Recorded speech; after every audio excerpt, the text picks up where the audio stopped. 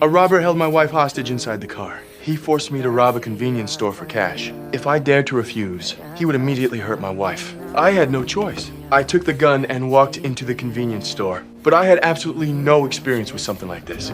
After getting the cash, I quickly ran back to the car. But when my wife counted the money, she found there were only a little over $400. Parker, the robber, was clearly unhappy with the result. So he drove us to another convenience store. But this time, he demanded that my wife do it herself. At first, my wife was too scared to make a move. But under Parker's threats, she could only force herself to grab the gun and rush inside. What I never expected was that my wife's determination was even stronger than mine. After taking the cash, she even grabbed a pack of cigarettes on her way out. Parker praised her for doing better than me, and my wife actually started taking his side. Together, they laughed at me. From that moment on, I felt that something between us had changed. My wife seemed to admire Parker more and more.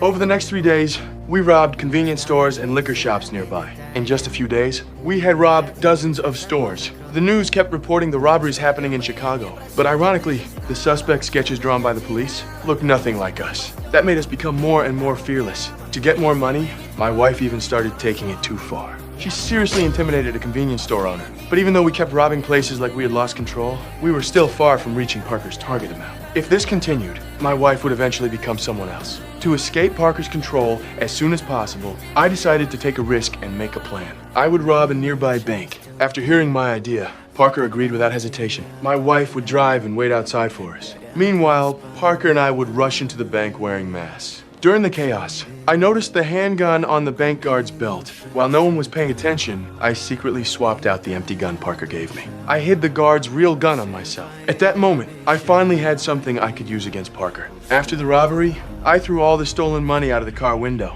When Parker saw what I had done, he became furious. He reached for my gun, but this time, I no longer followed his orders. I pointed the gun directly at him instead, but Parker still looked completely confident.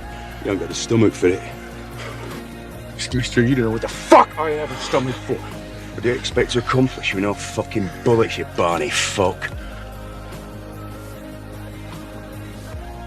What made me even angrier was that my wife actually tried to defend him. The moment I lost focus, Parker suddenly lunged at me. He grabbed the gun tightly from my hand. Then he tried to pull the trigger and turn it on me. But no one expected that. During the struggle, the gun went off and hit him instead. The man who had controlled us for days finally fell. But I couldn't feel happy at all, because I didn't know whether my wife could ever become the person she used to be again. After everything we had been through,